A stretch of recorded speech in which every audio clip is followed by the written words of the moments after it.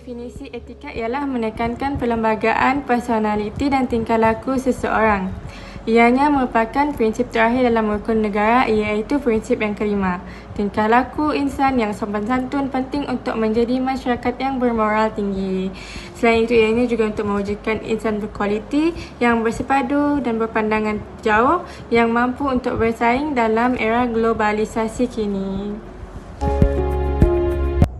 Untuk objektif, kita ada 3 objektif. Yang pertama adalah mengenal pasti punca mahasiswa menginginkan hak kebebasan bersuara.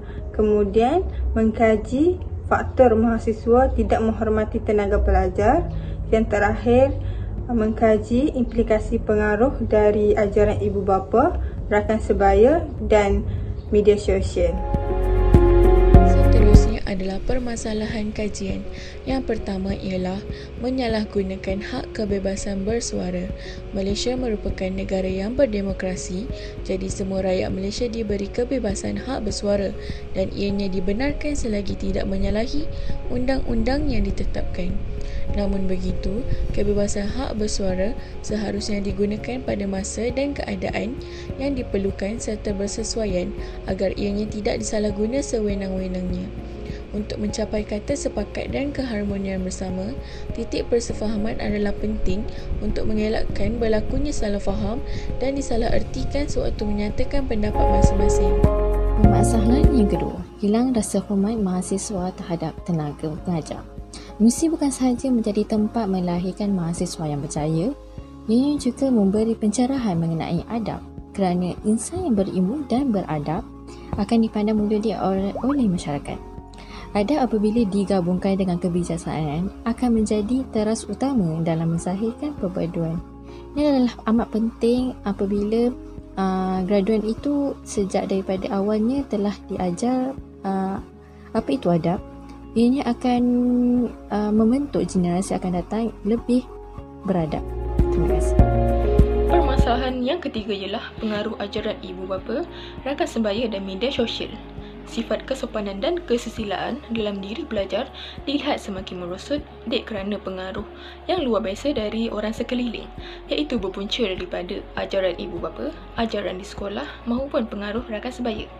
Besar tanggungjawab sebagai ibu bapa maupun orang yang lebih tua dalam mencorakkan kehidupan anak-anak. Golongan remaja khususnya, para pelajar lebih mudah terjerumus dengan pengaruh yang disebarkan di media sosial. Seterusnya adalah cabaran. Terdapat pelbagai cabaran yang perlu ditempuhi oleh pengkaji dalam melaksanakan kajian ini.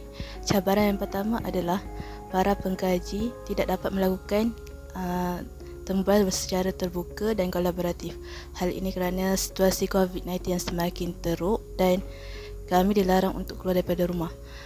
Selain daripada itu, responden juga tidak dapat meluahkan idea mereka melalui kajian ini kerana mereka hanya menjawab soal selidik secara atas talian dan tidak bersemuka dengan pengkaji. Assalamualaikum, saya Madrasah Tasa binti Ramli akan menerangkan cabaran yang seterusnya, iaitu responden kurang memahami penyataan dalam Google Form. Hal ini kemungkinan beberapa responden hanya menjawab tanpa memahami konteks yang ingin disampaikan dan ini sedikit sebanyak akan mempengaruhi dapatan kajian yang kami perolehi. Bukan itu sahaja, kesahihan sesuatu maklumat juga merupakan cabaran bagi kami. Berdasarkan maklumat pencarian di internet, kami tidak tahu dan tidak dapat menapasti siapakah menulis maklumat tersebut. Maka akan timbul persoalan adakah laman web yang digunakan benar-benar boleh dipercayai sumbernya. Walaupun diuji pelbagai cabaran, kami sebagai pelajar tidak akan mengeluh, malah akan cuba cari jalan penyelesaian kerana kami percaya setiap yang berlaku pasti ada ilmu. Cadangan yang kami dapat berikan ialah pertama sekali ialah melakukan kajian secara lebih meluas, iaitu menyebarkan soal selidik maupun di dalam atau luar universiti. Cadangan ini adalah untuk mendapatkan nilai responden yang lebih banyak untuk pemilihan soalan. Okey, seterusnya ialah memperluaskan persoalan kajian, membuka peluang sebagai pelbagai peringkat umur untuk menjawab soal selidik. Ia juga dapat memberikan pendapat yang berbeza dari pelbagai lingkungan umur, dari golongan muda hingga ke golongan yang meningkat umur. Seterusnya, cabaran yang terakhir iaitu pihak media massa juga memainkan peranan yang penting dalam memupuk kesopanan dan kesusilaan mahasiswa. Hal ini demikian kerana mahasiswa sekarang lebih banyak menghabiskan masa dengan alat elektronik dan sosial media. Pihak media massa seperti televisyen, radio ataupun aplikasi laman sosial seperti Twitter, Facebook perlu meningkatkan penerangan mengenai tata etika penggunaan media sosial dengan betul. Iklan atau kempen yang disiarkan di televisyen atau laman sosial akan meningkatkan minat rakyat untuk mengetahui dengan lebih lanjut mengenai kesopanan dan kesusilaan dalam bersuara. Melalui kaedah ini, bukan sahaja generasi muda yang memahami, malah generasi tua turut terkesan dengan perkara ini. Melalui kajian ini, kami telah mengetahui tentang kesedaran hak-hak mahasiswa terhadap hak bersuara yang boleh diutarakan untuk perkembangan kepada tenaga pengajar dan pihak universiti, terutamanya di Universiti Tun Hussein Al Malaysia. Selain itu, besar harapan kami untuk pihak universiti menjadi medan kebebasan bersuara di mana segala isu dapat dibahas secara bebas tanpa dibelenggu ketakutan dikenakan tindakan atau hukuman. Akhir sekali, pentingnya pengaruh ajaran ibu bapa, rakan sebaya dan media sosial dalam membentuk kepribadian mahasiswa pada hari ini. Setelah mereka semakin menjadi dewasa, mereka lebih banyak menghabiskan waktu bersama rakan mereka.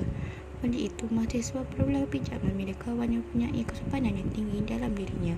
Sekian dari kami, terima kasih.